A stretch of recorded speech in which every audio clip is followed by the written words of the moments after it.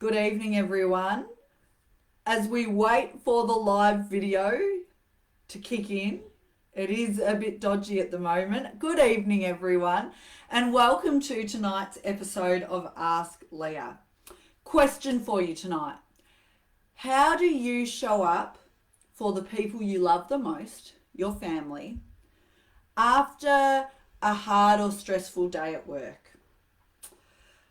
A couple of weeks ago, I ran some training on communication for leaders. And in that training session, I shared a story about a husband and wife couple that came along to one of my training sessions a few years ago now.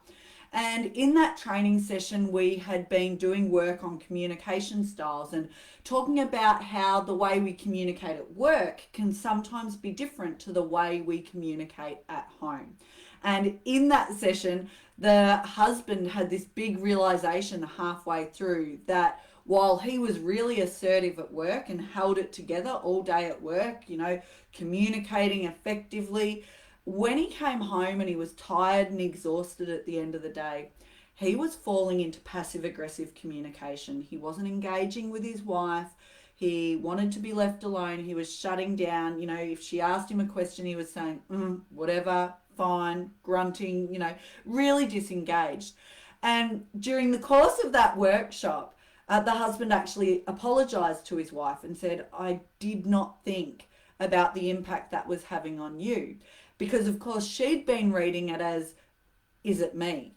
Is our marriage in trouble? Does he not want to be here? And this had all stemmed from a lack of communication. And in that session, what the husband resolved to do was, if he'd had a really bad day at work and needed that bit of space, when he got home, he would tell his wife that, you know what, I've had a really bad day. If I'm a bit quiet tonight, I just need that bit of time to decompress. She would then say, yep, no worries. Now, I mentioned this in the training session I ran a couple of weeks ago. And one of the gents in that session I spoke to this week. And he said when I shared that story, it felt like I had slapped him across the face. He said that hit home in an incredible way for him because he realised that he was doing the same thing to his family. He realised that, he did the leadership thing well in the workplace, but he got home and the last thing he wanted to do was talk to people. He just wanted that quiet, alone time. He was snappy, he was grumpy, and he was really withdrawn.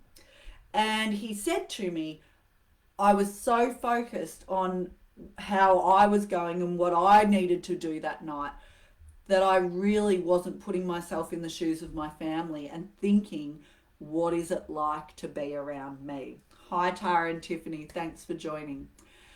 Now, to this man's incredible credit, and I've got to tell you, this is why I bloody love what I do.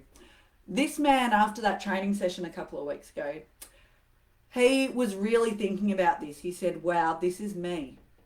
And rather than just let that pass and not do anything with it, he went home and had a conversation with his wife. And he shared with her, what had been going on for him and that he'd had this realization that he probably wasn't the greatest person to be around. And what this did was spark an incredible conversation around what they both needed from each other at the end of the day. Now, this guy is putting things in place. He's realized that he needs some time to decompress after work, even if it's just 10 minutes. So we spoke about some of the things that he could do to give himself that time. Driving a slightly longer way home from work with his radio or favourite music turned up. Once he gets home, having a shower the first thing he does. Now you might think, oh, that's a bit weird, but as a lot of you listening will know, how great is the shower for just turning your mind off, for having your best ideas. So, I said to him, if you get home and you still feel like you're not in the right headspace and you need that bit of time, I'm going to have a quick shower, and use that time to decompress and get your head in the game so you can be more present for your family. And if all of that fails, have a conversation. And yes, it involves being vulnerable, but you don't have to get into the nitty gritty of your day. That's fine. But just let your partner or your kids know, you know what? I've had a really hard day today. I'm not feeling great. And tonight I just might be a bit quieter than usual, or I need some quiet time. It's not about you. This is, what's going on for me tonight. Again, communication is the key to personal relationships, professional relationships. So much conflict can be avoided if we just have these small conversations. I'm so proud of this man that I worked with this week. Incredible guy, doing incredible things, who really has had that moment where he has woken up.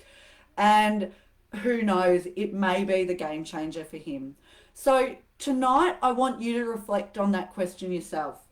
And even though I teach this stuff, hearing that man share with me his experience this week made me again reflect on how I show up for my family, particularly when I'm stressed and after a hard day of work. And I want you to ask the same question. Is there a conversation that you need to have with your loved ones? Is there a process that you need to put in place to help you decompress after a hard day's work? Too often, we give our best at work and save our worst for our families. And it's a really common thing, but it's something that can lead us into all sorts of trouble, and at its worst, lead to relationship breakdowns that maybe could have been avoided. So communicate, people, communicate early, communicate often, and have a fabulous evening. Thanks for joining me, everyone. Hi, Heather. Hi, Tanya. And remember, if you have a question that you would like answered, please send it through, and I would love to address it next week on Ask Leah. As always, I'll de-identify. No one will know it's you, and I'd love to answer your question. Thanks, everyone. Stay safe. Stay well. Cheers.